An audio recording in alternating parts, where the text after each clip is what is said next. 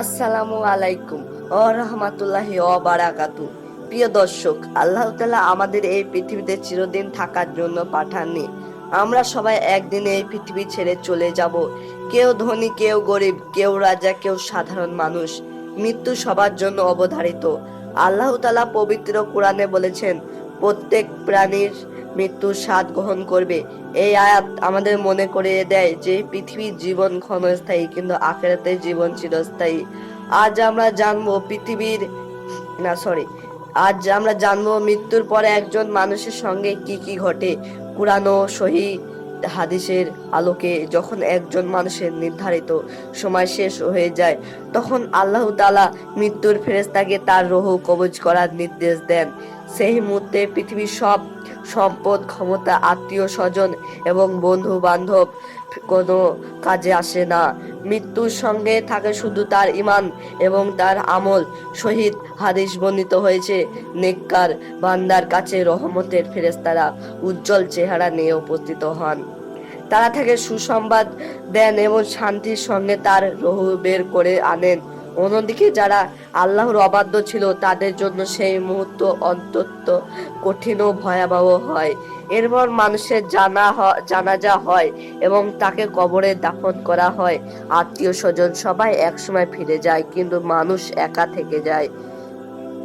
তার কবরের জীবনে এই জীবনকে বলা হয় ফারজাক। এখান থেকে শুরু হয় আখিরাতের প্রথম ধাপ। সহিহ হাদিস অনুযায়ী কবরে দুইজন ফেরেশতারা এসে তিনটে প্রশ্ন করবেন। প্রথম প্রশ্ন, তোমার রব কে? দ্বিতীয় প্রশ্ন, তোমার দিন কি?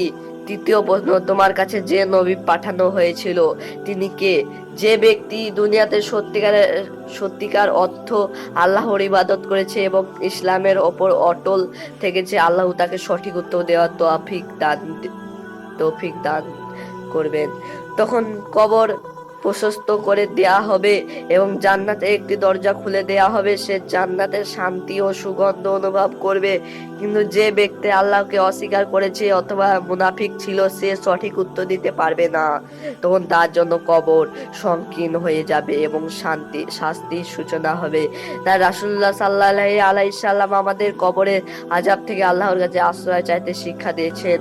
কবরের জীবন শেষ হওয়ার পর একদিন আল্লাহ তাআলা ফেরেশতারা ইসরাফিল আলাইহিস সালামকে সিংহায় ফু দেওয়ার নির্দেশ দেবেন। প্রথম ফুঁয়ে পৃথিবীর সবকিছু ধ্বংস হয়ে যাবে।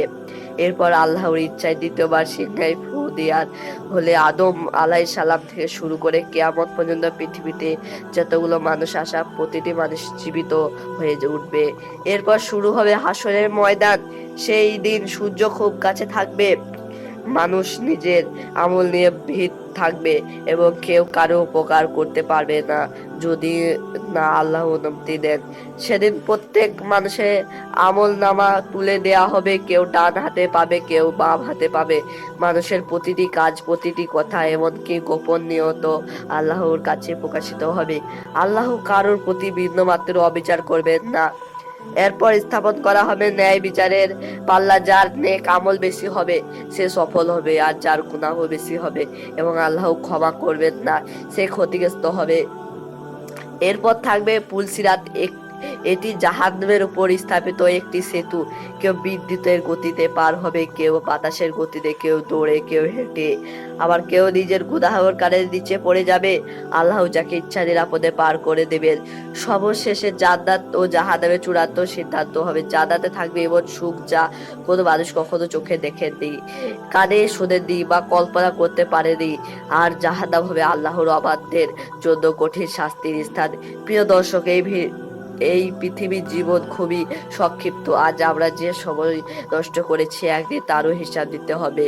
তাই আসুন 5 ওয়াক্ত সালাত আদায় করি, কুরআন তেলাওয়াত করি, আর বেশি বেশি করে তাওবা করি, মানুষের হক আদায় করি করি এবং আল্লাহর সৃষ্টির জন্য জীবন গড়ে তুলি। মনে রাখবেন, মৃত্যুর পর সঙ্গে যাবে না ধন সম্পদ, বাড়ি, গাড়ি বা পরিচিতি। সঙ্গে যাবে শুধু আমাদের ঈমান এবং নেক আমল। আল্লাহ তাআলা আমাদের সবাইকে ঈমানের সঙ্গে মৃত্যু দান করুন। কবরের প্রশ্নের সঠিক উত্তর দেওয়ার তাওফিক দান করবে। কবরের আযাব থেকে হেফাজত করো এবং জান্নাতুল ফেরদৌস নসিব করুন। আমিন ইয়া রব্বাল আলামিন। ভিডিওটি যদি আপনার ভালো লাগে তাহলে লাইক, কমেন্ট, শেয়ার করুন এবং ইসলামিক জ্ঞান ছড়িয়ে দিতে আমাদের চ্যানেলটি সাবস্ক্রাইব করুন। আল্লাহ হাফেজ। আসসালামু আলাইকুম ওয়া রাহমাতুল্লাহি ওয়া বারাকাতুহু। আমার কথাগুলো যদি আপনাদের কোথাও ভুল হয়ে থাকে তাহলে আমাকে ছোট ভাই হিসাবে ক্ষমা করে দেবেন।